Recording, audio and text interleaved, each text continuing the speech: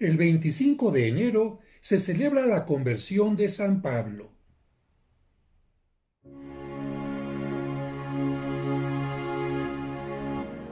El 25 de enero se celebra la conversión de San Pablo. El capítulo 9 del libro de los Hechos de los Apóstoles narra este acontecimiento. Su nombre era Saulo, descendiente de la tribu de Benjamín. Había nacido en Tarso, en la actual Turquía. Tarso era una ciudad universitaria que se destacaba por su cultura y su escuela de filosofía, por lo que Pablo tuvo acercamiento a la lengua, cultura y pensamiento griegos. Al igual que su padre, tenía la ciudadanía romana, un gran privilegio en esos días. Según la costumbre judía, desde los 5 años debió aprender a leer en la Biblia hebrea. Aprendió también un oficio, fabricante de tiendas de campaña, ya que su tierra natal era conocida por sus telas tejidas de pelo de cabra con las que se fabricaban estas tiendas. Su educación judía la recibió bajo la estricta doctrina de los fariseos, teniendo como profesor a Gamaliel, uno de los más grandes rabinos de su tiempo. Esto lo convirtió en enemigo de los cristianos. De hecho, él estuvo presente en el asesinato de San Esteban, uno de los primeros seguidores de Cristo y el primer mártir cristiano, incitando a la gente a que lo mataran a pedradas. Por ello, había conseguido también del sumo sacerdote judío cartas de recomendación para buscar a los seguidores de Cristo y llevarlos presos y encadenados a Jerusalén. Hasta que un día, mientras iba por el camino cerca de Damasco, le rodeó una luz venida del cielo, cayó en tierra y oyó una voz que le decía: «Saulo, Saulo, ¿por qué me persigues?». Él respondió: «¿Quién eres tú, Señor?». Y oyó que le decían: «Yo soy Jesús a quien tú persigues. Pero ahora levántate, entra en la ciudad y ahí se te dirá lo que tienes que hacer». Desde ese momento, Saulo quedó ciego. Posteriormente, Cristo se le apareció a un discípulo llamado Ananías y le pidió que fuera donde estaba Saulo. Cuando Ananías puso las manos sobre Saulo, éste recuperó la vista, pidió ser bautizado y cambió su nombre por el de Pablo, convirtiéndose en uno de los más entusiastas apóstoles de Cristo.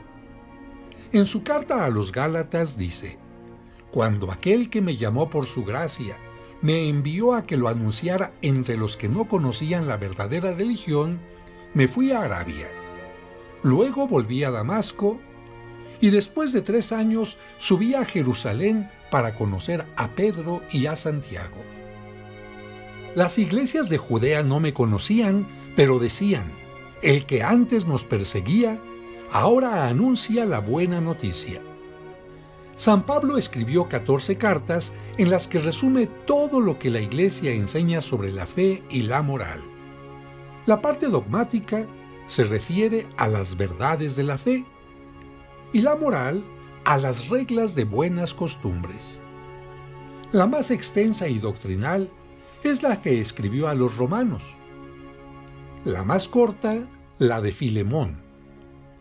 Las más apasionantes y fuertes son las 2 que les escribió a los corintios para corregir errores. La más elevada y difícil, la de los efesios. La más cariñosa, la dirigida a los filipenses.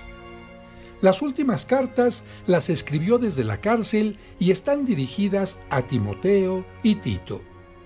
La primera carta a los tesalonicenses tiene el mérito de ser el primer escrito del Nuevo Testamento, pues fue escrita antes de los evangelios. Después de realizar 3 viajes apostólicos en las actuales regiones de Turquía y Grecia, Pablo fue encarcelado y enviado a Roma. Ahí estuvo bajo cárcel domiciliaria, pero después fue liberado, hasta que en el año 64, por la persecución contra los cristianos iniciada por Nerón, fue martirizado a las afueras de Roma, donde fue decapitado. Sus restos se veneran en la Basílica de San Pablo Extramuros en Roma. Allí, una escultura lo representa con una espada que, a la vez, representa el tiempo en que era perseguidor, pero también la espada que terminó con su vida. En su interior, bajo el altar principal, se conservan los restos del apóstol que, con su palabra y sus escritos, difundió tanto la palabra del Señor.